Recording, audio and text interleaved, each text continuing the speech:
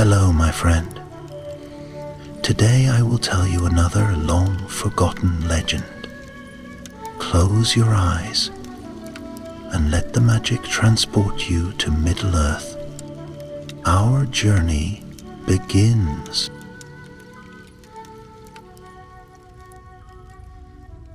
In the long shadow of the misty mountains and beneath the pale stars of the north, there once lay a proud kingdom known as Arnor, where the Dunedain, men of great lineage, kept watch over the wide and empty lands of Eriador.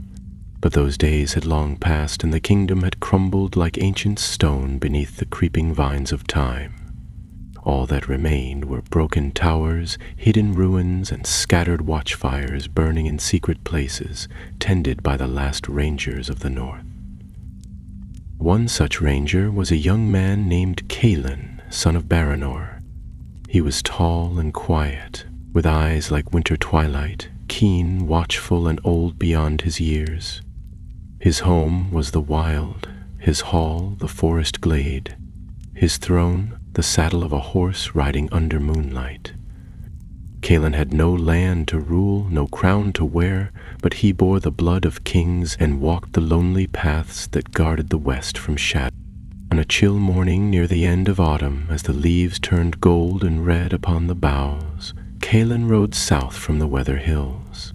A summons had come to him, silent and swift, carried by a falcon with silver feathers, from Aragorn, chieftain of the Dunedain and heir to the thrones of both Gondor and Arnor. Though he bore many names among men, to the rangers he was Strider, and his word was law in the wilderness. Calin reached the appointed place by twilight, a clearing beside a river where the old stones of a forgotten watchtower still clung to the earth. A fire crackled low beneath the trees, and there sat Strider, cloaked and silent, his eyes watching the darkening woods. "You came swiftly, Calin," said Strider, rising to greet him, "as I knew you would." "I rode through the night," Calin replied. "What danger stirs, my lord?" Strider handed him a scrap of parchment, worn and creased. Upon it was scrawled a single name in trembling hand, Malbet. Below it an ancient sigil, once the crest of Arnor, now defiled, the crown broken and turned upside down. "A name from legend," Calin murmured. "Malbeth was a seer of old, but this is different." "Aye," Strider said grimly. "There is a man in the north who claims that name. He gathers hillmen and outcasts, even orcs, under a banner black as the void. He says he is the last true heir of Isildur, the lost king of Arnor, and he wears a circlet of iron upon his brow." "A false king?" Calin said, his brow furrowing. "What would you have me do?" "Find him," Strider said. "Learn what you can. If he is a threat, end it before it spreads. You will not go alone. I have summoned others to aid you. A dwarf of the Blue Mountains, a healer from the Breelands, and a scout from Rivendell. You will meet them in the ruins of Fornost. From there you must track this shadow to its source." Calin nodded, though doubt stirred in his chest. Fornost was once the capital of Arnor, now a place of ghosts. Few dared tread its broken streets. "I will go," he said simply. Strider laid a hand on his shoulder. "Go with care. Evil walks again in the north, old and cunning. The stars watch over you, son of Baranor." So it was that Calin turned his horse westward, riding under the wheeling stars toward Fornost Arain, the dead city, where kings once ruled and the Witch King of Angmar had dealt the kingdom its death blow long ago.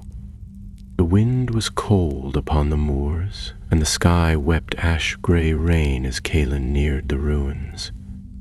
Trees twisted like broken fingers reached toward the sky, and the stones of Fornost loomed black against the twilight. There among the shattered gates 3 figures waited. First was Thorn of the Iron Hills, a dwarf with a braided beard like burnt copper and eyes that gleamed like mountain steel. He leaned on a double-headed axe, his armor dulled by travel but sturdy as the stone halls beneath the world. Next was Elriel, an elf maiden from Rivendell. Her eyes were deep as starlight on a still lake, and her presence brought a hush to the air. She moved with grace born of centuries, her cloak blending with the mist like moonlight through trees. Last stood Mira, a healer garbed in simple wool and leather, her hair bound in a braid, her eyes clever and kind. She carried no sword, but a staff of yew and pouches of herbs that whispered of quiet strength. "You are Kaelin," Ellery said, her voice soft. "We have waited." "We ride at dawn," Kaelin replied. "The false king must be found." That night they camped among the broken towers, and the fire burned small and low. Thorn sharpened his axe with a stone that sang softly as it scraped. Mira brewed tea with dried mint and honey root, and Elriel stood watch, her bow strung and her eyes distant. Kaelin slept little. In his dreams he saw a crown of iron, twisted and dark, floating above a throne of bones. A voice whispered from the shadows, "The North remembers. The king shall rise." He woke with a start before the sun rose, the sky pale with coming light. Without a word, the 4 set out westward, into lands where no map marked the way and no road welcomed travelers. The journey had begun, and none among them knew what lay ahead.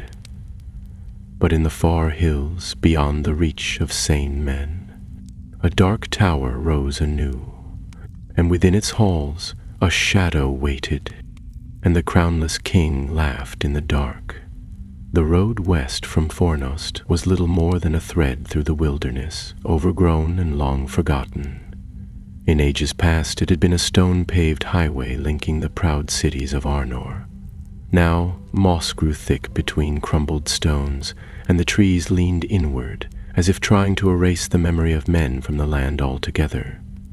The company rode in silence at first, each keeping to their thoughts. Kaelin led the way, his eyes always moving, scanning the woods and distant ridges. Elriel followed like a shadow, her horse gliding soundlessly over the uneven ground. Mira and Thorn brought up the rear, one quiet and watchful, the other grumbling softly to himself about the damp, the cold, and the general unreliability of trees. After 2 days of hard riding, the land began to rise. Low hills rolled beneath them like the folds of a great sleeping beast, and patches of snow clung stubbornly to the northern slopes. On the 3rd evening they made camp beside a half-collapsed watchpost, its broken stones still bearing the weathered star of Elendil. Kaelin sat with his back to the wall, turning over a small silver token in his hand, a gift from his father, etched with the same star. He had carried it since boyhood, though he seldom showed it. The sight of the ruined tower had stirred memories he thought long buried. That night, over a fire that smoked and hissed in the cold wind, Mira spoke at last. "Who is this man we chase? Do we even know his name?" Kaelin glanced up, his face shadowed by firelight. "He calls himself Malbet, but that cannot be his true name. Malbet was a prophet of Arnor, long dead." "A prophet," Thorn muttered, chewing on a strip of dried meat, "or a madman. Either way, not someone I'd name a child after." Elriel stirred the coals with a stick, her eyes fixed on the flame. "The name is no accident. Malbeth the seer foresaw the fall of kings. This pretender chooses the name to inspire fear or to claim fate as his ally." Mira looked between them, But why now? Arnor has been dead for 1,000 years. Who would rise to claim a crown buried in dust? Kaelin didn't answer at once. The wind moaned through the stones around them, and for a moment it sounded like distant voices crying out. Finally he spoke. There are those who still remember the North Kingdom. Old blood runs in hidden veins, but this is no true heir. This is something else, a shadow wearing the guise of a king. The next day brought them into the foothills of the North Downs, where the air grew colder and the sky heavier with the threat of snow. They passed old cairns and broken watchstones, silent sentinels from an age when men still held these lands.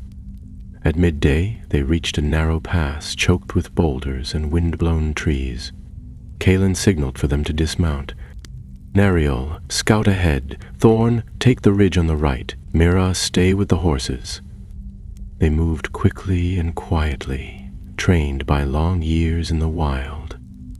Kaelin climbed a low rise and knelt beside a patch of disturbed earth. He brushed aside the top layer of leaves and found a set of boot prints, several pairs, all heading north. Beside them, clawed prints marred the soil, deep and twisted. Elves didn't make these, Thorn growled as he rejoined them. Or men. Orcs, maybe, or worse. Elrael? Kaelin asked as she slipped from the trees like a shadow. There is smoke ahead. A camp, half a league north, guarded but sloppily. Then we'll go around, Kaelin said. We're not ready for a fight. They circled wide, avoiding the camp, and traveled under cover of twilight.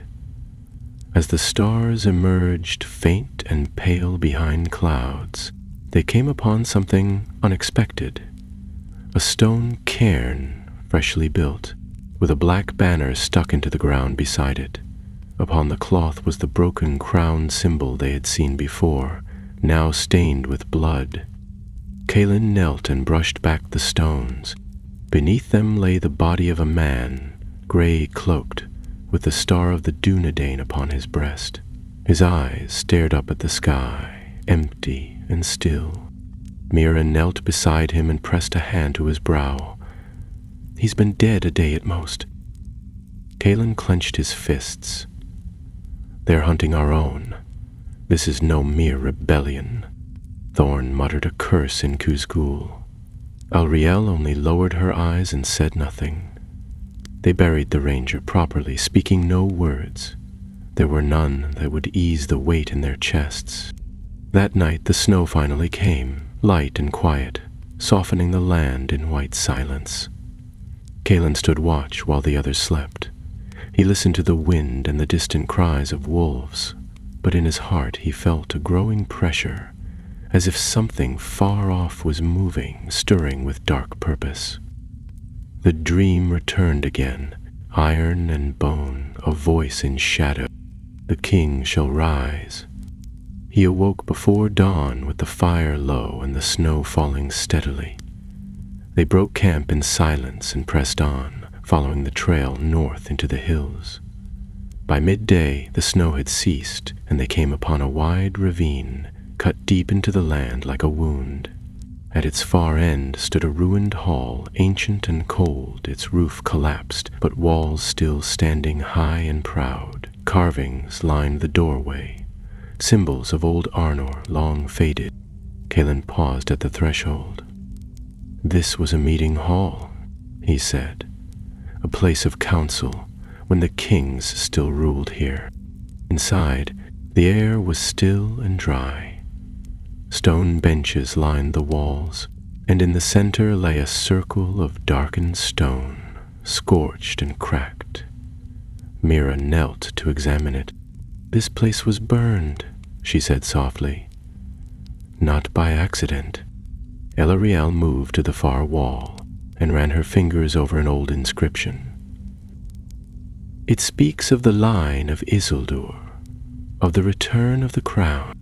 Kaelin looked around, his voice low. Someone was here, Not long ago. Look, footprints in the dust, and this." He held up a small, broken pendant, a star carved from bone, etched with the broken crown symbol. They were using this place for something, a rite, maybe, a calling. "Calling what?" Mira asked, uneasy. But Kaelin did not answer, for in that moment Thorn gave a sharp hiss and drew his axe. "We're not alone." From the shadows came the rasp of breath, the soft scrape of steel. Figures stepped into the firelight, ragged, pale-skinned men with hollow eyes, garbed in furs and leather. Their leader wore a circlet of blackened iron and bore a long, curved blade. He smiled, and his teeth were too sharp. "You should not have come here," he said, his voice like dry leaves. "The North remembers, and the king does not welcome spies." Kaelin drew his sword. "We're not spies," he said. "We're the true sons of Arnor." The man laughed, a cruel, cold sound. "Then you shall die like them." The band of wild men closed in slowly, surrounding the ruined hall with grim confidence. There were perhaps a dozen of them, each lean and hungry-looking, their weapons mismatched but well used. Snow clung to their boots and fur cloaks, and their faces were painted with dark streaks that looked like dried blood or soot. The man with the iron circlet stepped forward, his gaze fixed on Kaelin as if measuring the ranger's worth. Kaelin held his ground, blade in hand.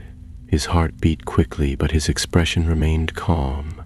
He had faced orcs before, even worse things in the dark corners of the world.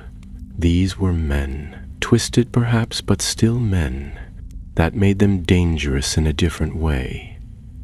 He glanced sideways and caught Elriel's nod. Her bow was already strung, arrow ready but lowered for now. Thorn had shifted to guard Mira, who stood back, clutching her staff but watching the enemy with steady eye. "You are far from home, strangers," said the iron-crowned leader. "Do you think the North lies sleeping? We are awake now.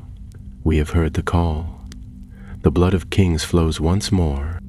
"You speak of blood, but I see none of Isildur's in you," Kaelin replied. "You defile the name of the North Kingdom with your filth and lies. You are no heir." The man's smile twisted, turning cruel. "Words," he said, "empty ones. The king will judge who is true. The time of hiding in the woods is over. Your people had their chance. They wasted it. Now we rise. We take what was abandoned." At that, he raised a hand, and the circle closed. Kaelin moved first. He ducked low and lunged at the nearest attacker, parrying a clumsy swing and driving his blade into the man's side. Elriel's arrow sang through the air and struck another cleanly in the throat. Thorn roared a battle cry in Khuzdul and charged forward, swinging his axe with both hands. Steel rang on steel, and the ruined hall became a blur of movement and sound. Mira fell back, retreating toward the broken doorway, but a wild-eyed attacker rushed at her with a curved dagger. She thrust her staff forward and struck him in the chest, knocking him off balance. He stumbled, and Kaelin drove him to the ground with a swift strike. "Stay close to the wall," Kaelin called, even as another blade flashed toward his face. The battle was fierce, but short. Though outnumbered, the companions fought with discipline and skill. The hillmen, for all their savagery, lacked training. One by one they fell, some fleeing into the trees, others bleeding on the ancient stones. The man with the iron circlet fought with ferocity, his blade dancing in wide arcs, forcing Kaelin back toward the fire pit at the center of the hall. For a moment it seemed the man might have the advantage. He struck at Kaelin's side, but the young ranger twisted, letting the blow glance off his leather jerkin.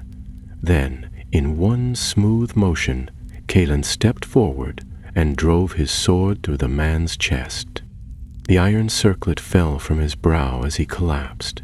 His body twitched once, then lay still. Elriel stood over another fallen foe, blood on her blade. Thorn leaned against a broken column, breathing hard but uninjured. Mira was already kneeling beside one of the wounded, her hands moving quickly as she tried to stanch the bleeding. The snow had turned pink in places, and the wind moaned softly over the hills beyond. "That's the last of them," Thorn said, spitting into the snow. "Cowards, the lot." "Not cowards," Elriel said, her voice quiet. "Zealots. They would die for a lie." Kalen sheathed his sword and moved to examine the fallen leader. The man's face was still twisted in that mocking smile. Around his neck hung a crude chain, and upon it, a medallion bearing the same broken crown symbol. Kalen took it, frowning. This was no chieftain, he said. He was a herald, a voice for someone else. "The false king?" Mira said, joining him. "Do you think he's watching? Does he know we're here?" Kalen looked northward, toward the distant hills where the sky darkened unnaturally, as though a storm waited just beyond the horizon. "They'll know soon enough." They left the bodies behind and moved on, traveling deeper into the North Downs. The trail led them past frozen streams and ancient barrows, half swallowed by the earth. Here the land bore old scars, blackened stones from fires long extinguished, and strange carvings left on rocks and trees. More than once they passed places that made their horses shiver and halt, their eyes rolling in fear. Adriel would whisper to them in Elvish, calming them, but the unease lingered. On the 5th day of travel, they came upon a village, or what had once been one. It lay in a hollow between two ridges, hidden from view unless one was nearly upon it. The buildings were blackened shells, their roofs caved in, their doors torn from their hinges. Snow lay undisturbed across the paths, yet the place felt wrong. Kalen dismounted and walked slowly through the center of the village, his boots crunching in the frost. No bodies, Thorn observed, his voice hushed. But no signs of flight either. They didn't run. Mira knelt near an old well, brushing away a drift to reveal long scratches gouged into the stones. Claw marks. She rose, pale. This wasn't done by men. Kalen moved toward what had once been a meeting hall. Its great oak doors had been shattered inward, and inside black symbols had been smeared across the walls.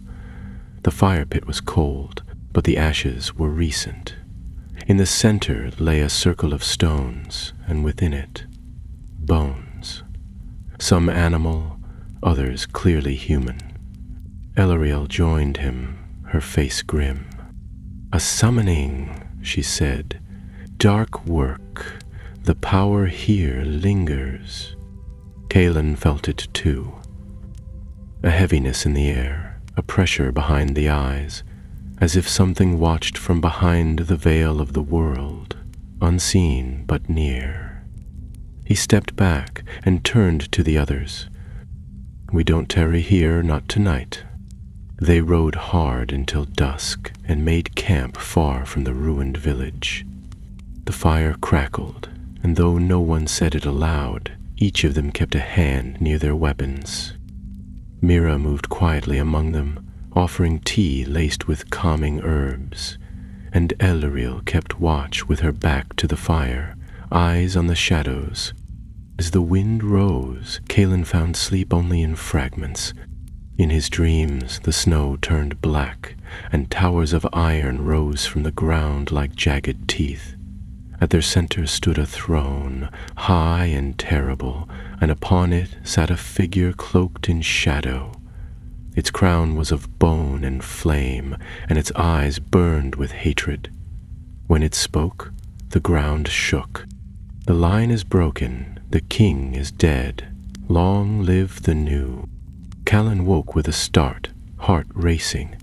The fire had burned low, and the stars were fading in the east. The road ahead was growing darker. But the truth he knew lay somewhere beyond those haunted hills. The false king had raised his banner. Now it was time to see how deep the roots of this rebellion truly ran. By the 6th day, the snow had thickened, slowing their journey and dulling the sound of their passage. Trees loomed on either side of their passage. Trees loomed on either side of the narrow path they followed, ancient things gnarled and bare, their black limbs stretching overhead like skeletons. Birds had vanished from the skies, and even the wind seemed reluctant to move through this part of the north. There was a hush to the world now, as though it were listening, waiting. Calin rode at the front, his cloak drawn tight around him, one hand on the hilt of his sword. He had known quiet before, peaceful quiet, like that of Rivendell's halls or the stillness of the forest glades in summer. But this was not peace. This was the hush before something breaks. The trail led them down into a deep ravine where the snow had piled high, and their horses labored through it with difficulty. Thorn muttered curses beneath his breath, stamping his boots to stay warm, while Ilriel moved ahead on foot, scouting the path with eerie grace. Mira remained silent for most of the day, though her eyes roamed constantly, alert and watchful. They had passed no other living soul since the ruined village, and yet the feeling of being watched had not left them. That evening, they made camp beneath a ledge of stone that shielded them from the worst of the wind. Elriel lit no fire. None of them wished to draw attention in such a place, and they ate in near darkness, passing dried meat and hard bread between them in silence. Calin sat apart, sharpening his blade and thinking of his father, who had once told him that the North did not forget its kings, nor its traitors. He wondered which this new pretender would prove to be.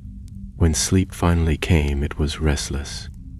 Calin dreamed again of the Black Tower, but this time he was not alone. A figure stood beside him, tall, cloaked, face hidden in shadow. It reached out a hand, and when Calin took it, visions rushed through him, fires sweeping over the hills of Fornost, the stars falling from the sky, the ancient stones of Annúminas crumbling into dust. And through it all, a voice rang out, deep, commanding, strangely familiar, to return to the throne, or be swept away. He awoke before dawn, the image of the cloaked figure still burning in his mind. Mira was already awake, kneeling by the horses and rubbing warmth into their legs. She looked up as he approached. "Another dream?" she asked softly. He nodded. Was it the same?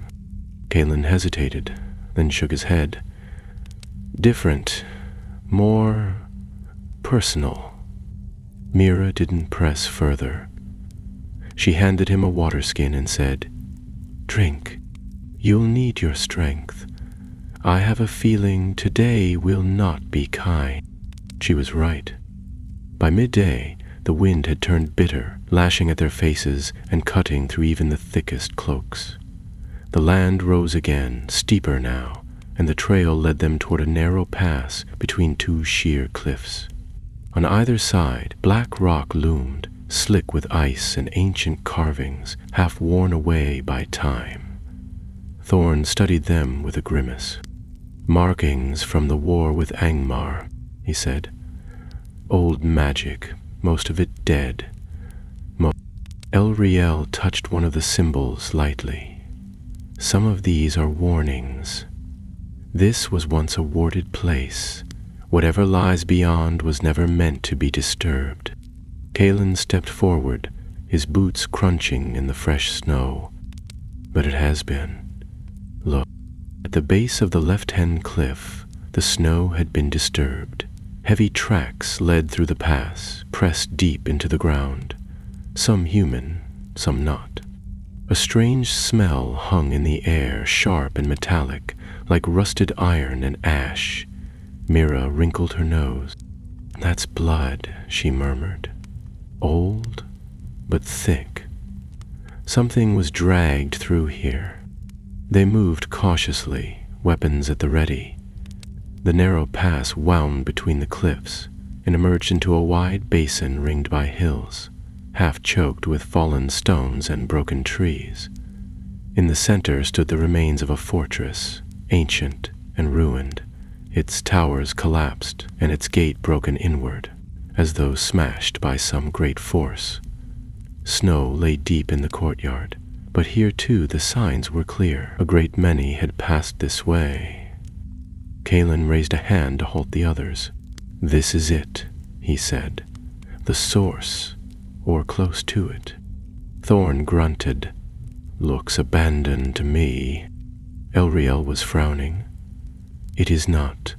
The land remembers, and there are still eyes upon us."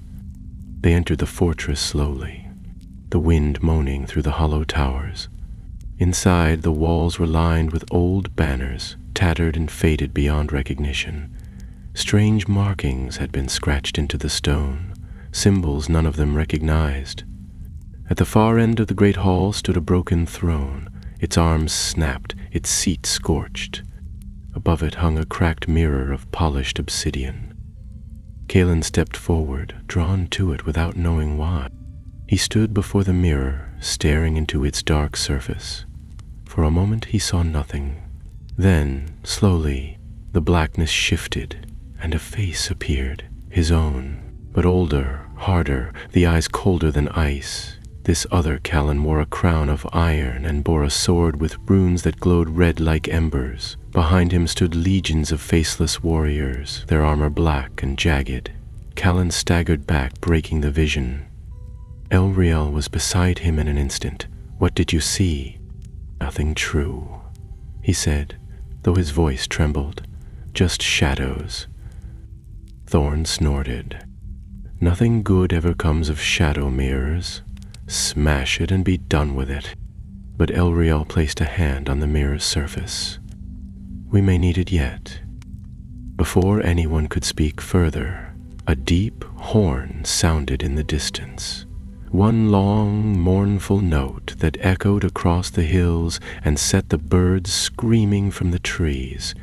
Calen turned toward the sound, heart sinking. "They know we're here."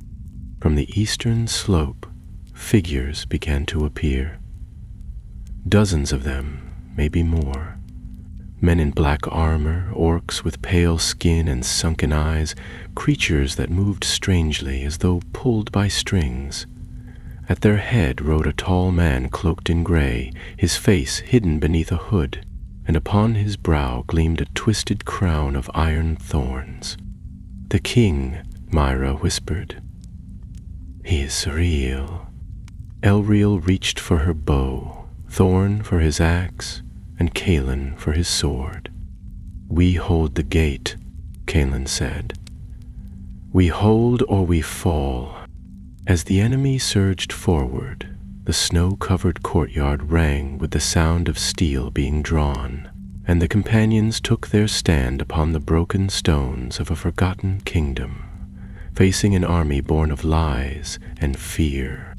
The battle for the north had begun. The first of the enemy reached the ruined gates with a chilling cry, a wretched, half-human sound that echoed like a scream lost in a canyon. Calen didn't hesitate. He met the charge with steel, driving his blade into the chest of a creature with gray skin and black eyes that hissed even as it fell. Behind him, Thorn bellowed like a war horn, swinging his axe in wide arcs, sending two orcs sprawling in the snow with a single blow. Elriel moved like flowing water, her arrows loosed with terrifying precision. Every shaft found its mark, and for a few moments it seemed they might hold the gate after all. But the enemy did not relent. More poured into the courtyard, men and beasts alike, their eyes empty, their movements too fast, too eager. They came not for conquest, but for slaughter. Calen ducked a spear thrust, parried another, and turned to find Mira drawing a thin blade from her belt, something he hadn't known she carried. With calm focus, she slashed across the arm of an approaching attacker and then struck him again with the butt of her staff, sending him to the ground. She didn't speak as she fought, but her movements were sharp and certain. "They're testing us," Kalen shouted as he drove back another pair of orcs, "trying to push through and wear us down."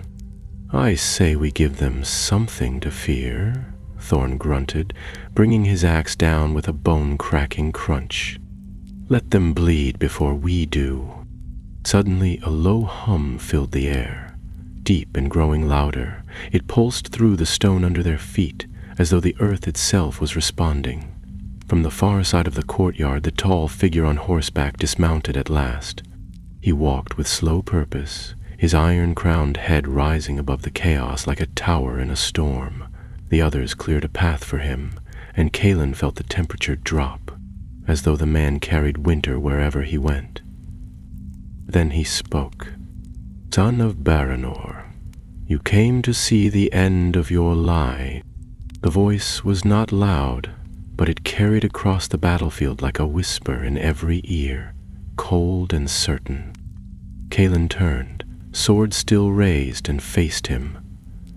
The crown of thorns glinted in the fading light, and beneath the hood, 2 eyes shone with a dim, unnatural glow.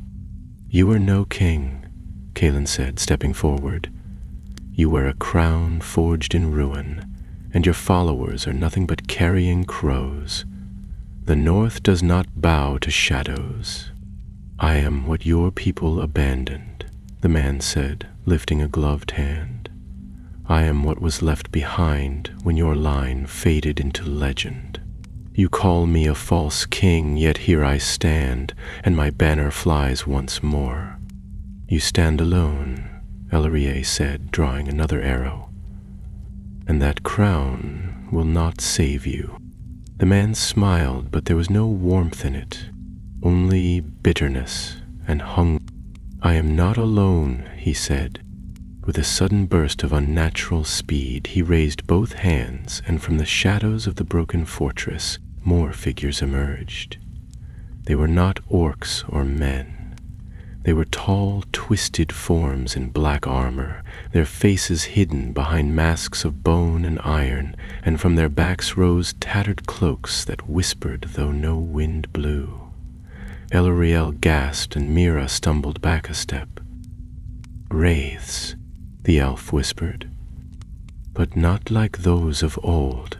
These are new." "Unfinished," Mira said, her voice quiet but resolute. "Not bound to the 9, made by other means." The Iron Crown man pointed toward Kalen, and the wraiths surged forward. The companions met them in a clash of steel and fury.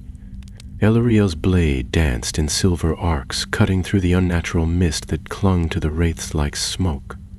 Thorn fought with wild rage, howling with every blow, but even his strength began to falter against the relentless tide.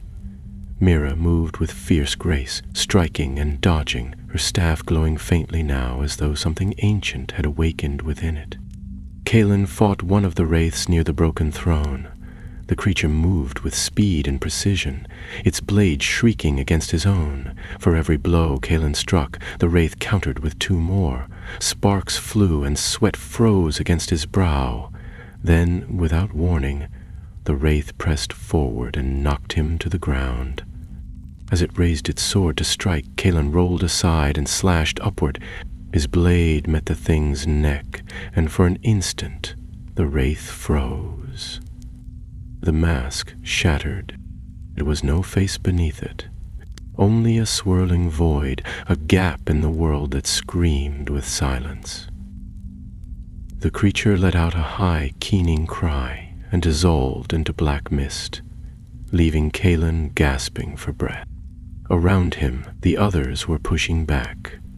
One wraith fell beneath Thorn's axe, another disintegrated under the glow of Mira's staff. Elriel fired her final arrow through the heart of the last, and with a sigh like a dying wind, it too vanished. Only the false king remained. He stood unmoving at the edge of the courtyard, watching with his head tilted slightly, like a man reading an unexpected line in a familiar book. Then he raised a hand once more and clenched it into a fist. The ground beneath the throne cracked open, and from it rose a platform of black stone, etched with ancient runes that pulsed red. "I am the heir of the forgotten," he said. "I command what the world refused. You cannot stop what has already begun." He stepped onto the platform, and the runes flared brighter. A sudden wave of force blasted outward, sending the companions staggering. Kaelin shouted for them to retreat, but the words were lost in the roar of rising wind. The false king raised his sword, and the light from the runes enveloped him in a pillar of flame and shadow. When it cleared, he was gone. The battlefield fell silent. The last of the enemy fled, their courage broken, and the snow began to fall once more. They stood together near the shattered throne, bruised, bloodied, and winded. No one spoke at first. The fire was gone from the courtyard, and only the cold remained. Then Mira broke the silence. "Escaped," she said. "He's gone deeper, somewhere we can't yet follow." "Not gone," Kaelin said. "Not truly. This was only a test, a show of power. Witches had with Vale. They'll gather more," Eluriel added. "More creatures, more men willing to believe his lies. And next time, he won't run." Kaelin sheathed his sword slowly and looked toward the broken mirror. Its surface had cracked during the fight, but it still held a faint glow, as though it remembered what had been shown within it. "We need to know who he really is," he said. "Where he came from, how he came to bind those creatures to his will." Thorn spat into the snow. "And when we find him again, we finish it." The others nodded. The battle had ended, but the war had only begun. They would ride south now to seek answers in older places, in scrolls and songs and the memories of those who had watched the rise and fall of kingdoms. The north had been stirred from sleep, and somewhere beyond the hills, a man wearing a stolen crown was gathering his strength for the next blow. They left the ruined fortress behind at dawn, moving swiftly despite their wounds. The snowfall had eased, leaving the world hushed and silver under the pale winter sky. Kaelin rode ahead once more, his eyes fixed on the road that dipped through the wooded hills. The others followed close behind, silent but alert. Their encounter with the false king had shaken them all, though none spoke of it openly. Eluriel rode without complaint, though her left arm had been cut and hastily bandaged by Mira. Thorn bore a deep gash along his ribs, and every now and then he grunted under his breath, swearing that the next time they met the false king, he'd take the man's head clean off. Their destination was Rivendell. It lay many leagues southeast, nestled in a hidden valley of the Misty Mountains. Kaelin knew the journey would take them close to a fortnight, even riding hard, but they had no choice. Answers could not be found in ruins and battlefields. They needed lore, ancient records, songs, and scrolls, and there was no place more steeped in memory than the House of Elrond. For 2 days they traveled through the forested lowlands of Rudar, passing between twisted oaks and frozen streams. The land here had once been part of the kingdom of Arnor, long ago, before it fractured under the weight of its own pride and fell to ruin. Everywhere they rode, they passed signs of its decay. Tumbled stones swallowed by moss, half-collapsing towers leaning like tired sentinels, and carvings on trees so old they had nearly disappeared into the bark. It was a land of ghosts, and even the birds seemed to avoid it. On the 3rd night, they camped beside an ancient standing stone half buried in snow. Mira brewed a tea of juniper and mountain sage, and the scent drifted through the camp like a memory of warmer days. As they huddled around the fire, Thorn prodded the logs with a stick and finally broke the silence. "So," he said, looking at Kaelin with a raised brow, "do you believe him?" "Believe who?" Kaelin asked. "The pretender, the false king. Do you think he's truly of the blood of Isildur?" Kaelin hesitated, staring into the flames. "He believes it, that much is clear, but that doesn't make it true." "There are many lines lost to time," Elriel said softly, her voice carrying the lilt of ancient hills. "Men of Númenorian blood fled far when the kingdom broke. It's not impossible that one might have survived in secret. But if he was one of ours," Kaelin said, "he would have come to Aragorn. He would have claimed the name with honor, not with darkness and bloodshed. No, he's no king, not truly. Something else drives him." Mira looked up from her cup. "What if it isn't just ambition? What if he's being guided, controlled?" Thorn snorted. "By whom? Sauron's dead. The Witch King is gone. Who's left to whisper in shadows?" No one answered. The fire cracked, and above them the stars began to wheel in the sky. Kaelin knew there were forces in Middle-earth that even the wise feared to name. There were powers older than kings, hidden deep in the roots of the world. And not all of them had been vanquished. By the 5th day, the land began to change. The trees grew straighter, taller, and the air held a strange stillness, as if the woods were watching them pass. Elriel's steps became lighter, and she spoke more, pointing out ancient paths and forgotten markers that only elves would notice. They were drawing near to the borders of Imladris, though no road or sign would show the way. Kaelin had been to Rivendell once, as a boy, and even now the memory of its waterfalls and quiet halls stirred something deep in him. As the sun set behind the peaks, they descended into a narrow vale where the sound of water filled the air. Mist drifted through the trees, catching the last golden light. Then, without warning, the forest opened, and there it was, the hidden valley of Rivendell, lit by lanterns hung from trees and balconies, with towers of white stone rising like frost-kissed spires above the river. They were greeted at the bridge by elves in green and silver, who bowed to Elriel and offered warm words of welcome. Kaelin noticed that their eyes lingered on him and Thorn with curiosity, and on Mira with something closer to concern. But no questions were asked, and no judgments spoken. Elrond was not there. Gone, they were told, across the sea with the last of the Eldar. But his sons, Elladan and Elrohir, still watched over the valley. It was to them that the companions were brought, ascending carved stairways and passing beneath fragrant trees heavy with snow. The brothers met them in the Hall of Memory, where the air smelled of parchment and time.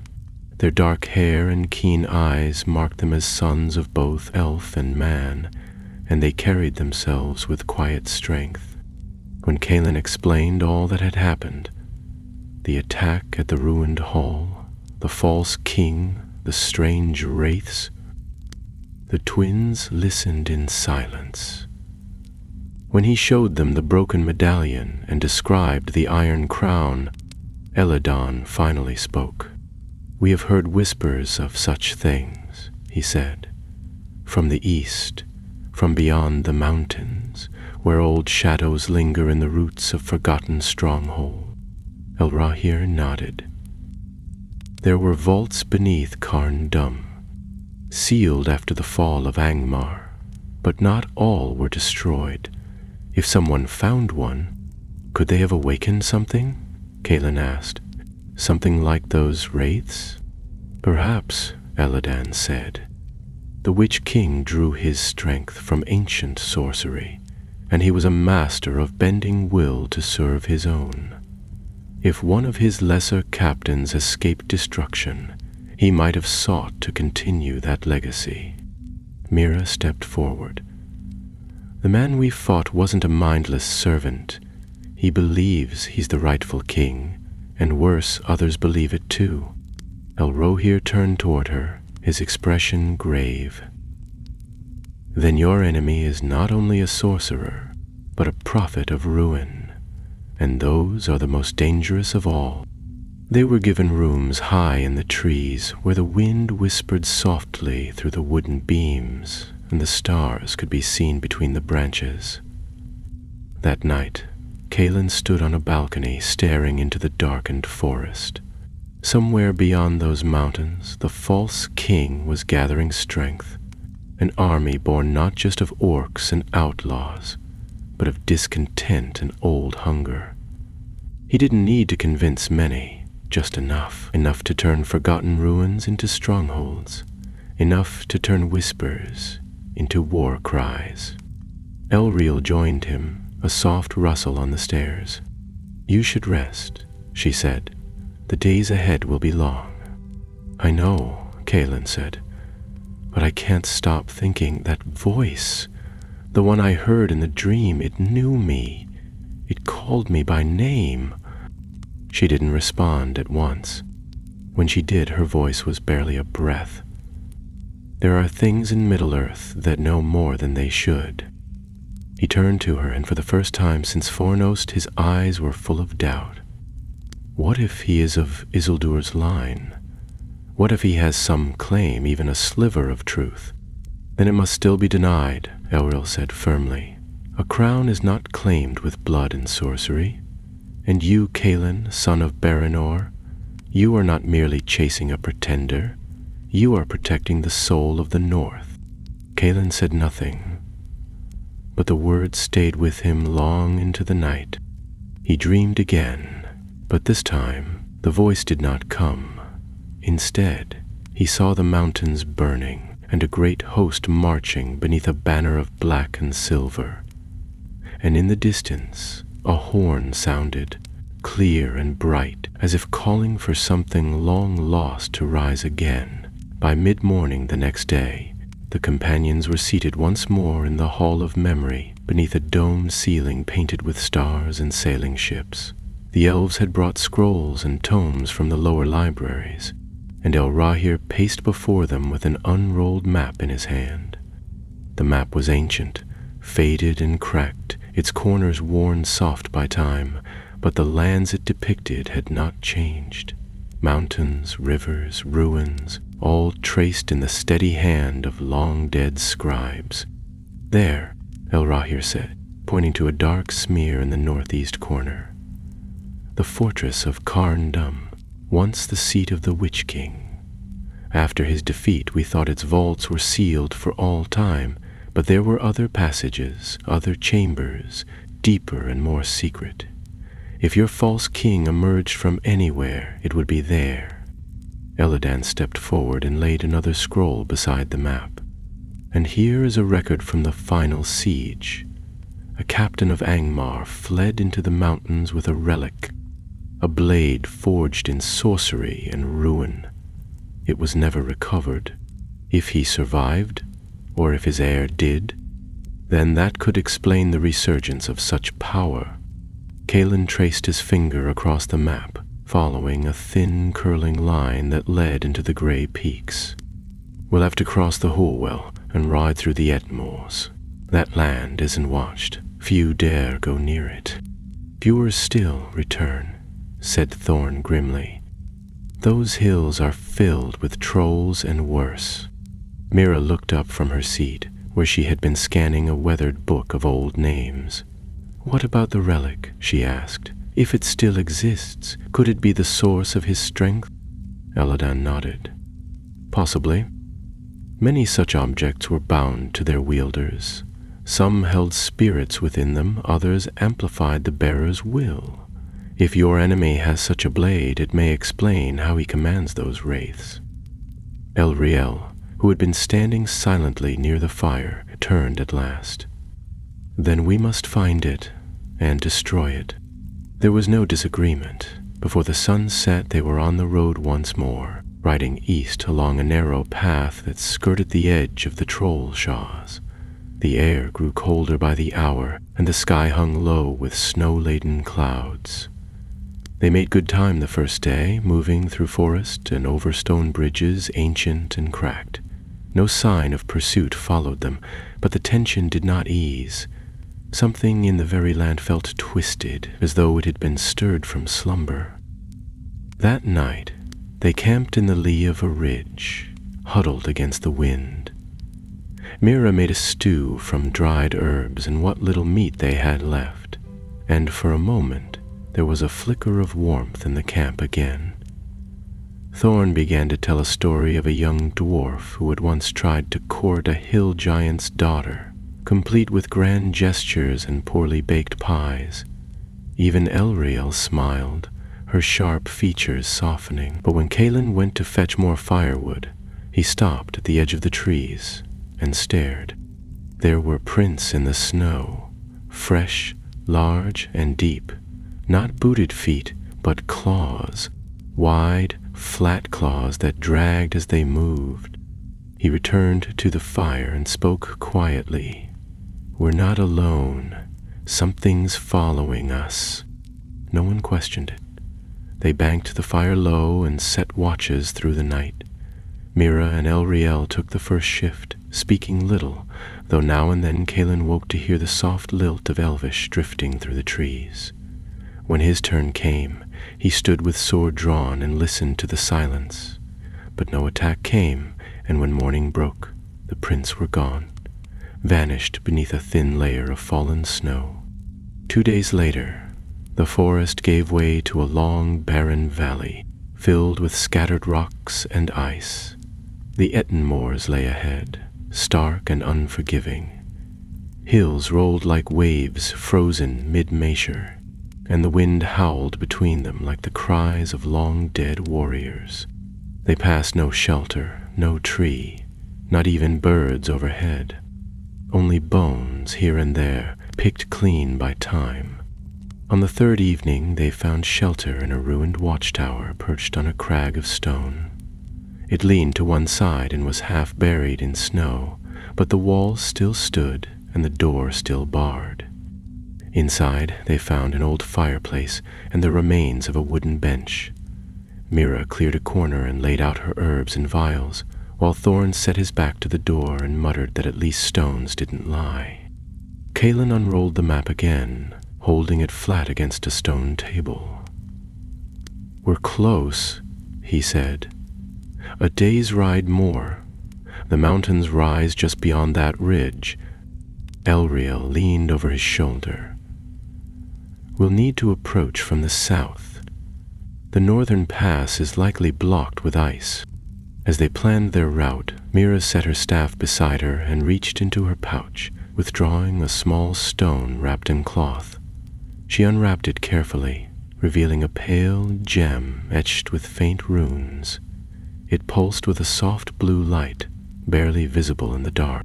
"I found this in the ruins outside Fornost," she said. "I didn't want to speak of it until I knew what it was." Elriel's eyes widened slightly.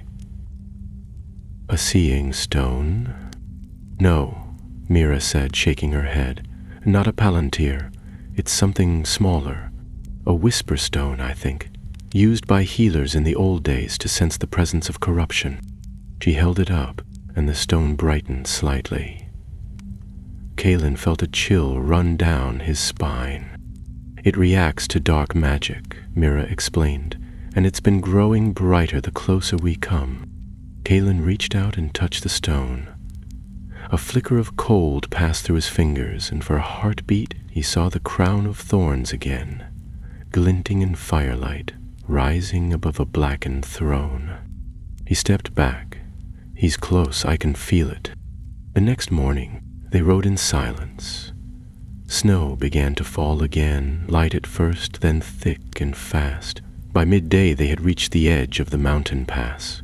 The trail twisted between jagged rocks and sheer drops, and the wind grew stronger, tearing at their cloaks.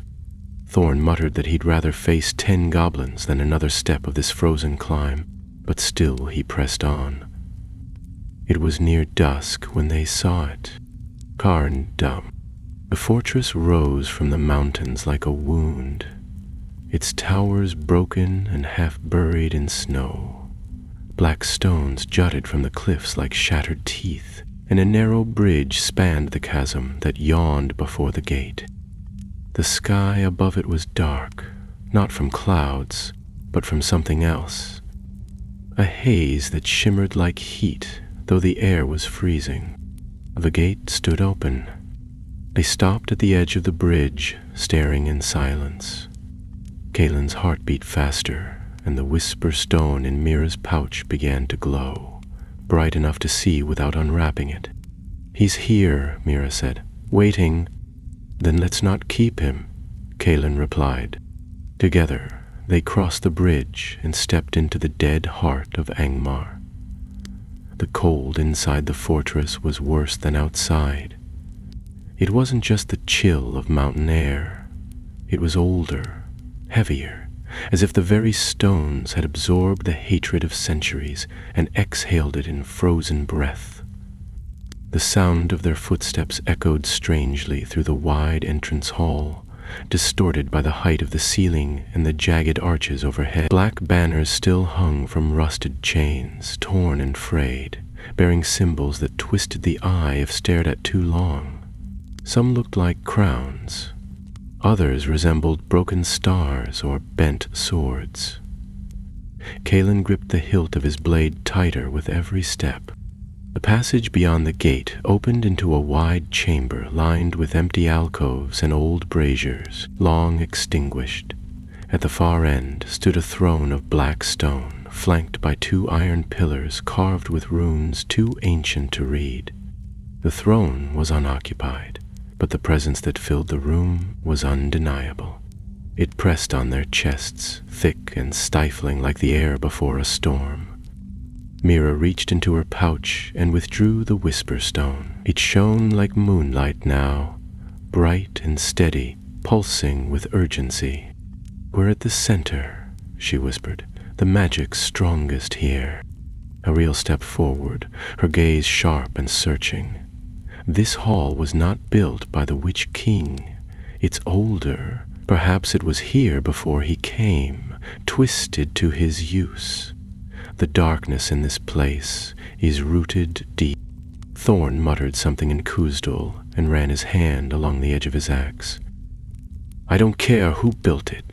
Let's find the wretch and cut him down before he grows another army." But there was no sign of the false king. No guards, no sentries, no sound but the low hum that seemed to come from the stones themselves. Kaelin stepped up onto the dais before the throne and looked down. Beneath the seat was a shallow pit filled with broken weapons and bones, as if the throne itself had fed upon those who dared to claim it.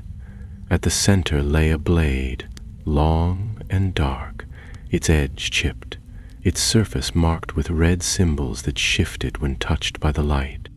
Kaelin bent to examine it, but even before he reached out, Mira's voice cut through the silence. "Don't touch it." He paused. "This is the relic, isn't it?" Mira nodded slowly, eyes fixed on the sword. "Yes. It's steeped in old power, tainted." Elariel moved to Kaelin's side, her voice steady. "That blade could bind the will of others. If he used it in some dark rite, it might explain the wraiths. It's not just a weapon. It's a key." Kaelin stared at the sword for a moment longer, then stepped back. "We destroy it." Thorn raised an eyebrow. "Smash it with a hammer?" "No," Mira said. "It must be unmade properly. The elves of Linden or the smiths of the dwarves might know how, but doing it here, it could release whatever's bound to it." Before anyone could speak further, a low creak echoed through the chamber. Then another. Footsteps, slow and deliberate, echoed from the far end of the hall. From the shadows behind the pillars, the false king emerged at last. He looked much as he had at the ruined hall, tall, cloaked, the iron crown resting upon his brow like a curse. But there was something different now, something in the way he moved. Less like a man, more like a memory given shape.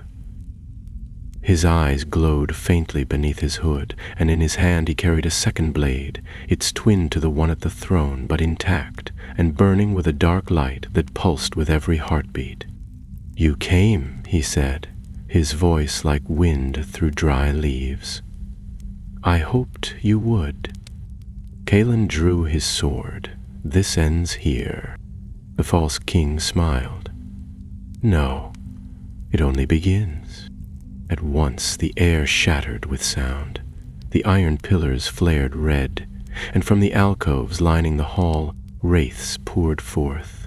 Dozens, maybe more, their masks gleaming, their blades singing with unnatural hunger.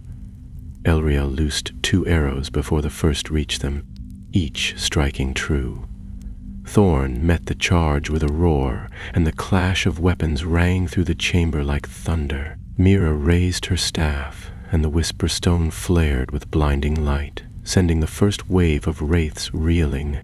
Calen rushed toward the false king, their blades meeting in a burst of sparks. The man fought with terrifying speed and precision, his strikes infused with something beyond strength, something unnatural. For every blow Calen landed, his opponent answered with one sharper, faster. The force behind the strikes numbed his arms and sent him stumbling more than once. "You wear your blood well, Ranger," the king sneered between clashes, "but you are not enough." "I need not be enough alone," Calen growled, deflecting a vicious thrust. "We stand together."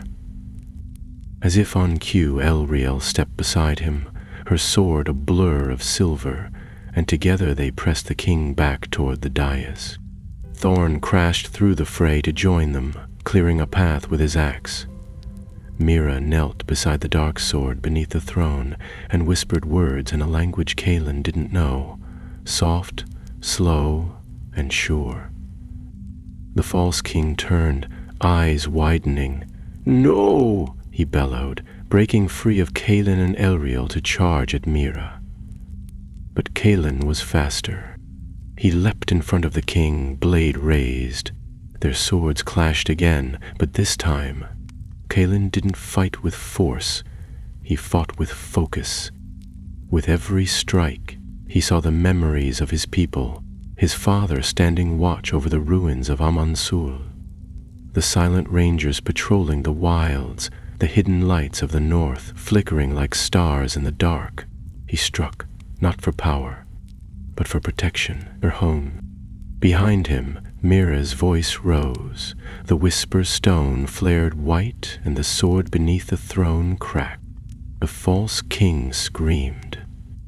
A sound of fury, of denial, of pain that echoed beyond the walls of the fortress.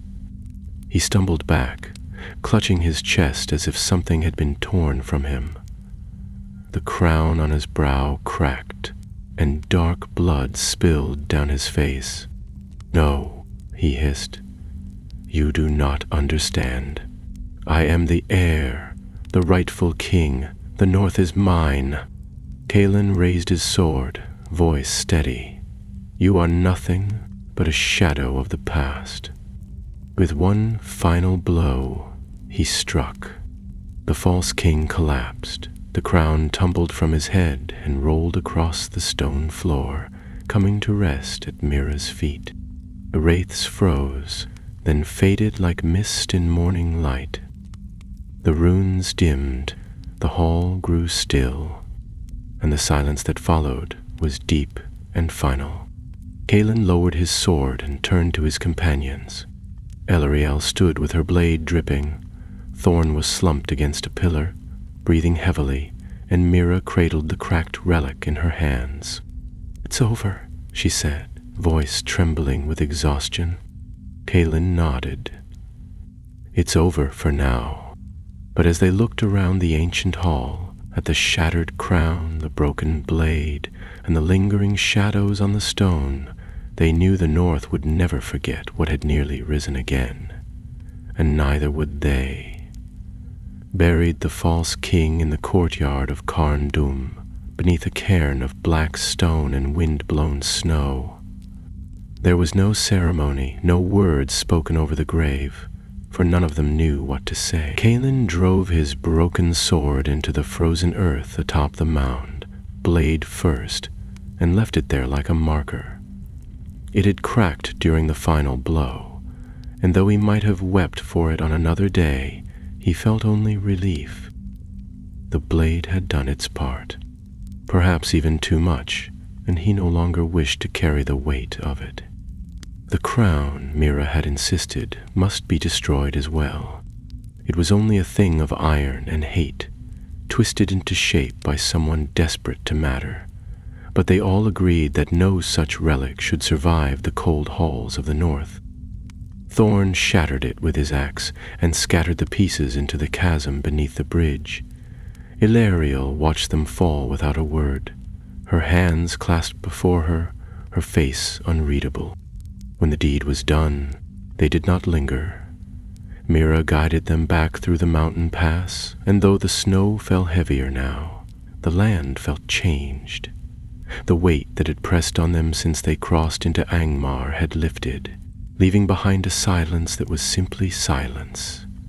No whispers, no watchful eyes, just the wind, the snow, and the long road home.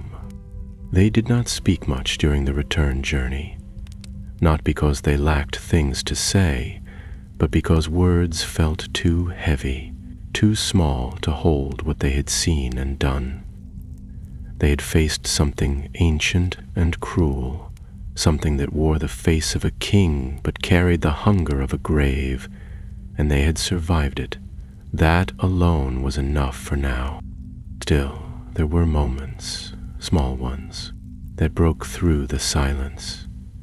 On the second night of travel, Mira lit a small fire using dried moss and pine wood, and Thorn shared the last of his honeyed root biscuits with a reluctant smile. Elariel sang softly in her own tongue, the words old and strange but beautiful in a way that made Caelin's chest ache. He sat apart, watching the flames flicker, and wondered what would come next. When they reached the edge of the Etten Moors, they found signs that the land had begun to wake. Where before there had been nothing but barren hills and broken stone, now birds circled overhead. A small stream, once frozen solid, trickled with meltwater, and patches of green poked through the snow. It was too early for spring, but something had shifted. Perhaps the North had simply needed to breathe again. By the time they crossed the hoar wall and entered the southern woodlands, their silence had begun to ease. Mira laughed once, just once, when Thorn mistook a squirrel for a goblin and nearly swung his axe at it. Caelin and Eliel exchanged amused glances, and for a moment they were not guardians or warriors or relic seekers. They were simply friends, bound by hardship and memory. They parted ways outside the Weather Hills. Elriel was called back to Rivendell to report what had passed. She embraced Mira and clasped forearms with Thorn, but when she turned to Caelin, she paused. He looked at her, uncertain whether to bow, to speak, to thank her. But she only reached out and pressed something into his hand, a small token of silver shaped like a leaf, light as a feather, and warm to the touch. For when the road darkens again, she said, you need not walk it alone. Then she was gone, vanishing into the trees like morning mist. Thorn returned to the Blue Mountains, grumbling that he'd had quite enough of ghosts and mountains that whispered. But he clapped Caelin on the shoulder before he left, and muttered something about brewing a cask in his name. A bitter one, he added with a grin, but strong enough to burn the truth out of any lie. Mira rode with Caelin as far as Bree. They passed through villages where the people had begun to speak of strange lights seen in the northern sky, and travelers vanishing from the roads. Kaelin said little in answer. Let them think what they would. The truth, as always, would be carried by those who lived it, not by those who told stories over mugs of cider. At the gates of Bree, Mira paused. She looked at Kaelin for a long moment, then said, I'm going south, to Minas Tirith, maybe even beyond. There's work to be done, stories to gather. I think it's time I found my own. He nodded, not trusting himself to speak. She smiled and touched his hand briefly. You'll do well, Kaelin, better than you know. She rode away before he could find the right words to say. Kaelin returned to the wild. He did not go to Rivendell, though he might have. He did not seek out Aragorn, though messages were sent and he was summoned. Instead, he rode alone through the lands of old Arnor, past the ruins of watchtowers and the bones of forgotten keeps. He lit watchfires where none had burned in years. He spoke to the farmers in the high vales and the shepherds on the moors, listening to their stories, their fears, their hopes. He mended what he could and guarded what could not be mended. And one evening, months after the battle at Carndum, he returned to the ruins of Fornost. The hall where he had met his companions still stood, though the snow had melted and green shoots poked through the stone. He climbed the highest stair and looked out over the land. His land. Not a kingdom of stone and thrones, but of wind and stars, and the quiet strength of those who remembered. There, he lit a fire and kept watch. The crown was gone. The false king was fallen, but the north was still waking, and it would need guardians, not rulers. Kaelin, son of Baranor, ranger of the north, would remain, not to seek power, but to ensure no one else did in darkness. The king had no crown. He needed none. He had the North Singer arrive slowly in the north. It crept into the land like a cautious visitor, melting the last of the snow from the hilltops, sending shy green shoots curling from beneath stone and soil. The wind still carried a bite, and the nights remained long, but the stars gleamed brighter, and rivers once frozen now ran freely again. Kaelin felt it in his bones. Not just the turn of the season, but something deeper. A quiet change, the first real stirring of peace after years of unrest. He had made his home in the hollow of a ruined tower just south of the Weather Hills, a place where the trees grew thick and the old road curved gently along a ridge. The tower had no roof, and much of the upper floor had fallen, but the lower chamber was dry and sheltered, and it was easy to defend if need ever arose. He patched the gaps in the stone walls with wood and moss, laid his bedroll near the hearth, and placed a small lantern by the door. It was not much, but it was enough. For a time, his days were filled with quiet labor. He rode out each morning with the rising sun, checking the borders of nearby villages, guiding travelers who had lost their way, and clearing the woods of creatures that had crept too close to the paths. He never stayed long in one place, and the people he helped rarely knew his name. But they began to speak of him nonetheless, a tall figure in a gray cloak who came when needed and vanished before thanks could be offered. Some called him a ghost, others a blessing. Kaelin paid the names no mind. Once, while mending a broken gate for an old farmer, he overheard children playing near the stream. They were reenacting a battle, arguing over who would pretend to be the false king. One of them claimed the role eagerly, shouting in a mock growl and swinging a stick as if it were a sword, while the others fled, laughing. Kaelin stood listening for a moment, neither smiling nor frowning.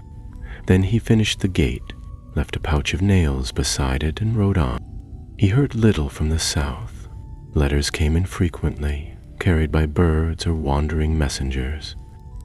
One brought word from Mira, written in a careful hand on parchment scented faintly with lavender.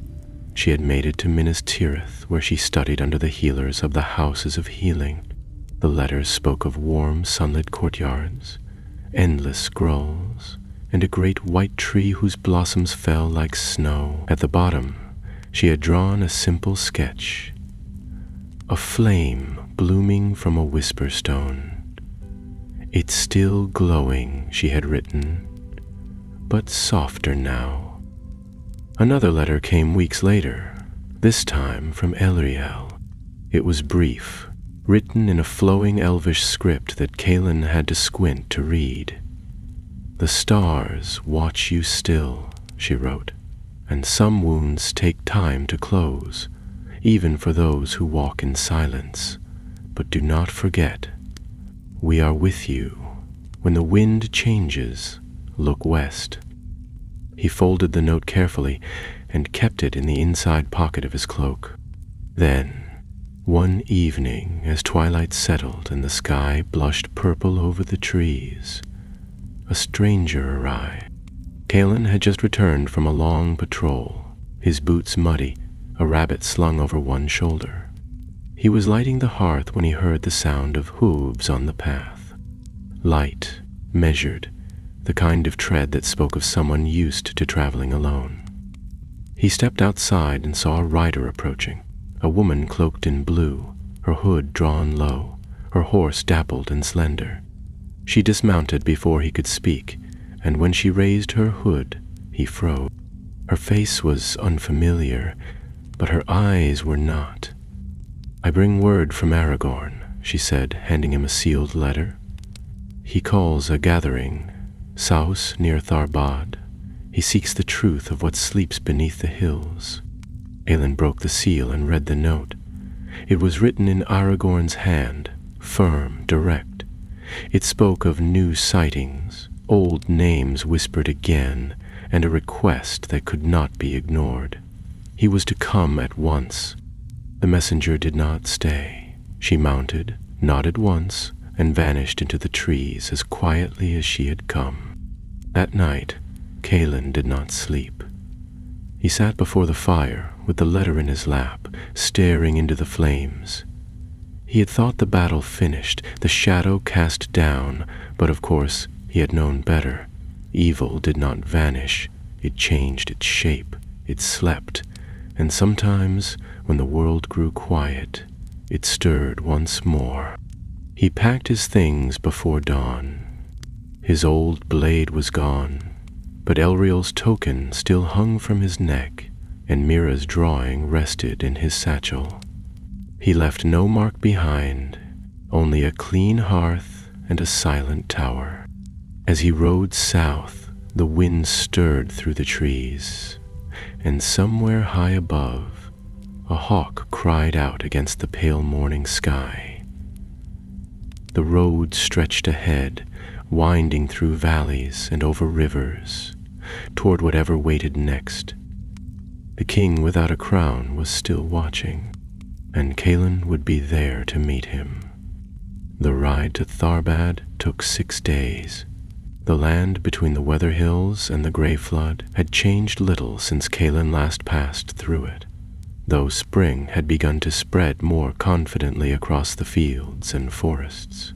Buds clung to the ends of branches, and the grass was softer underfoot. Villages had begun to stir again, smoke curling from chimneys, laughter spilling out of thatched halls, and the market roads carried voices where once there had been only silence.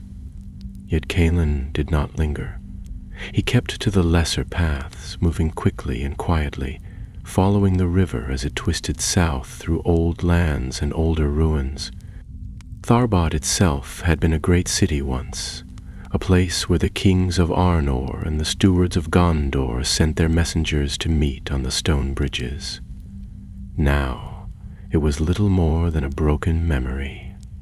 The bridges had crumbled into the river, and the city lay in pieces, half buried beneath moss and vine. Still, there were signs of life, banners set on poles, watchfires at the corners of the ruined streets, and tents pitched in the shadow of old towers. Rangers moved through the camp with the grace of wolves, eyes sharp beneath their hoods. Kalen was recognized as soon as he arrived.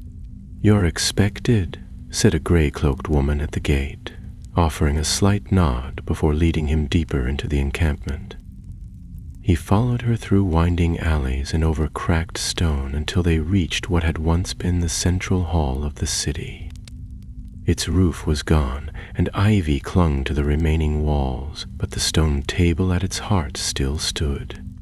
Around it, several figures had gathered. Most were rangers, tall and grimmed, but one among them stood apart, taller, cloaked in deep green, with a silver brooch pinned at his throat. When he turned, Kalen saw at once the man he had not laid eyes on since the beginning of their quest.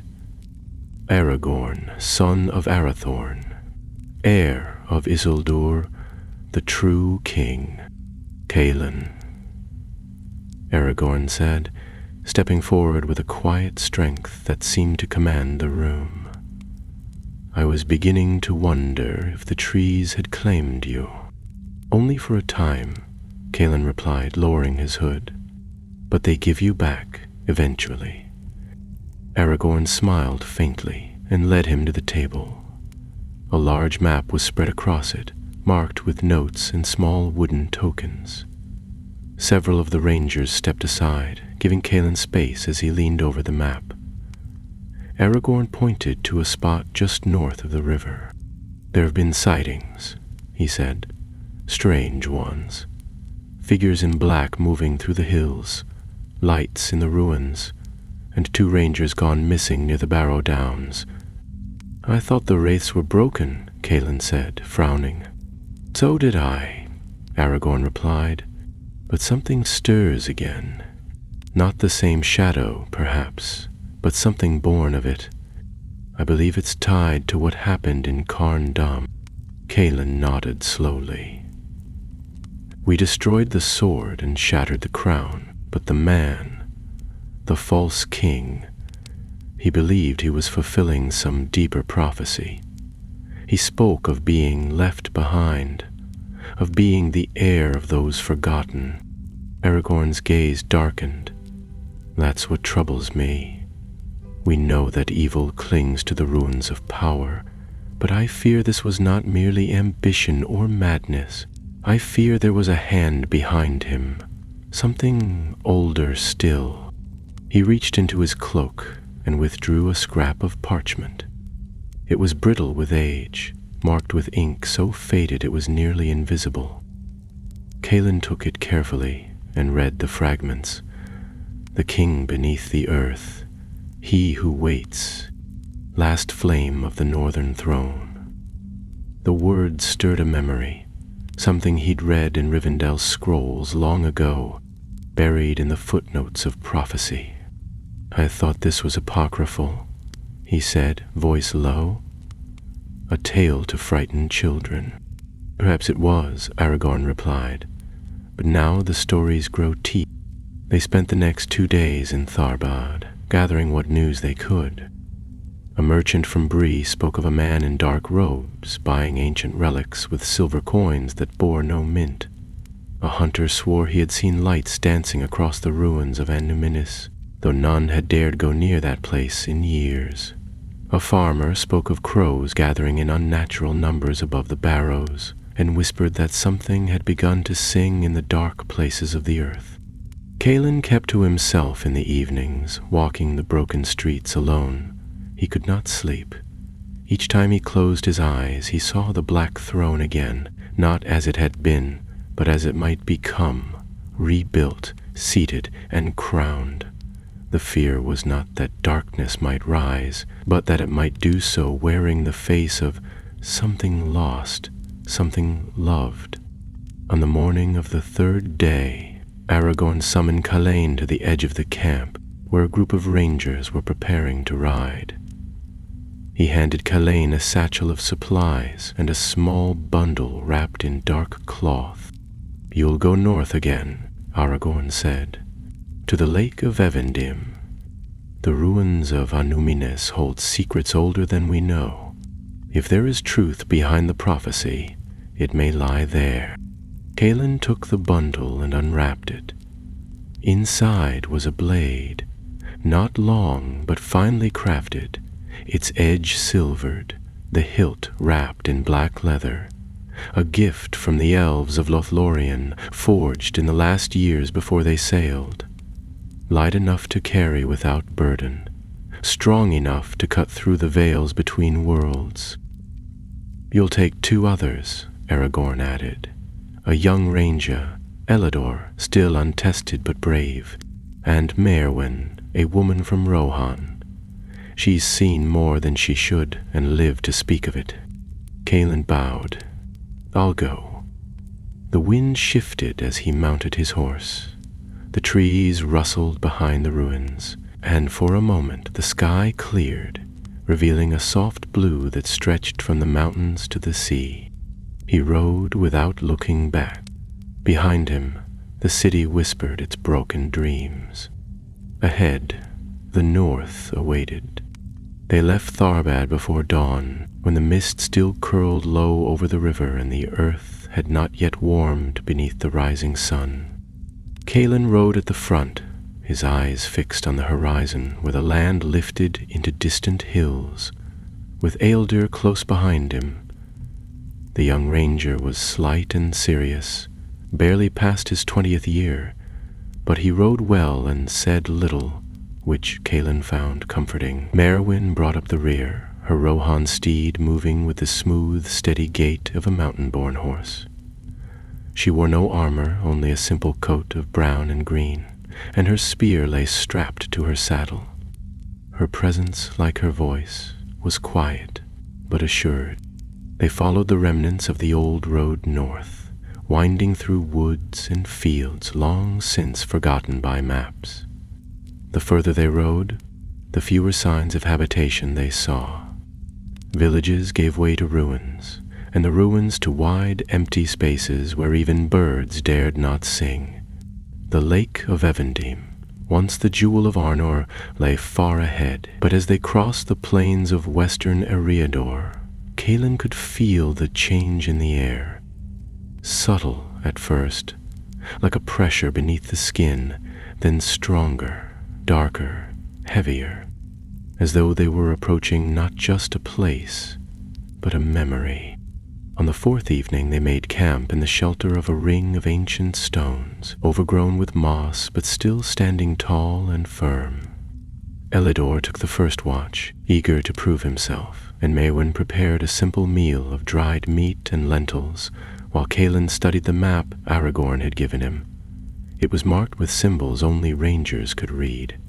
Paths hidden beneath trees, fords safe to cross, and places to avoid without explanation. One such place was circled in ink just south of the lake.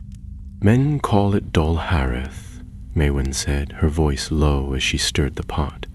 "The Silent Hollow. Riders speak of it, though few have seen it. They say the wind there carries voices, and that if you listen too long, you'll forget your name." Calin looked up. "It's near the tombs of the kings," he said. "The oldest ones, before even Elendil's line ruled Arnor." Merwin nodded. "And some say the kings still remember their thrones." They broke camp before sunrise and reached the western edge of Lake Evendim by noon. The water was vast and still, a mirror that reflected the pale sky. On the far shore, the ruins of Anhumines rose like broken teeth from the earth, half sunk and moss-covered, with towers crumbling into the shallows and stone archways half swallowed by time. Once it had been a city of kings, the seat of Elendil himself. Now only ghosts dwelt there. As they approached the remains of the southern gate, Calin slowed his horse and raised a hand. There were tracks. Booted feet, many of them, some days old, others more recent. They led through the cracked archway and into the shadowed streets beyond. No campfires had been lit, no signs of rest or shelter, but someone had been here, and not long ago. They entered the city on foot, leading their horses through narrow alleys and across open plazas where weeds grew between the stones. The silence was complete. No birds, no water lapping at the shore, only the sound of their own movements and the occasional moan of the wind. Statues lined the streets, many broken, others worn smooth by centuries of weather. Calin paused before one that still stood tall, a figure in regal robes, sword in hand, gaze cast east toward the mountains. The name on the base had long faded, but he knew it nonetheless. Terendur, the last true king of Arnor before the kingdom fractured. "Elodie to last," Elidor said, his voice hushed as though speaking too loudly might disturb the dead. "Stone remembers," Calin replied, brushing snow from the statue's foot. "Especially when it's tied to blood." That night they camped within the ruins of the royal quarter, inside a hall with high arched ceilings and long burnt sconces. The whisper-stone Mira had given Calin still rested in his satchel, and when he touched it, it pulsed faintly. Less than in Carn Dum, but enough to make his skin prickle. He kept it close as he drifted into sleep, half expecting dreams of iron crowns and blackened thrones. Instead, he dreamed of a room beneath the city, vast and circular, with walls covered in carvings that shimmered like water. At the center stood a single chair, ancient and plain, and upon it rested a sword. Not dark or twisted, but noble and bright, forged in silver and gold, its hilt shaped like a flame. A voice whispered from behind him, familiar and unknown at once. "It has not ended. It has only changed its face." Calin woke before dawn and found Maewyn already awake, standing near the broken arch that overlooked the lake. "There's a tomb beneath the city," he said, "not marked on the map. I saw it in my dream." She didn't turn. "I know. I dreamed of it too." They found the entrance just after sunrise, half hung beneath a collapsed tower blocked by vines and fallen stone. Together they cleared the way, and by midday they stood before a wide stair that descended into darkness. The air that rose from the passage was cold and dry, and it smelled of old stone and something deeper, something asleep. Elidor lit a torch and led the way. The stairs spiraled downward for what felt like hours, the air growing colder with each step. The walls bore carvings that grew more intricate the deeper they went. Kings seated in council, stars carved above their brows, and at last, a tree growing from stone, its branches wrapped in flame. Finally, they reached the chamber from Caelin's dream. It was just as he remembered. The sword still rested on the chair, its blade gleaming faintly in the dim light. But now he could see what had not been visible before, shadows clinging to the walls, shaped like men, watching without eyes. Elidor stepped forward, but Calin held him back. "It's not just a relic," he said.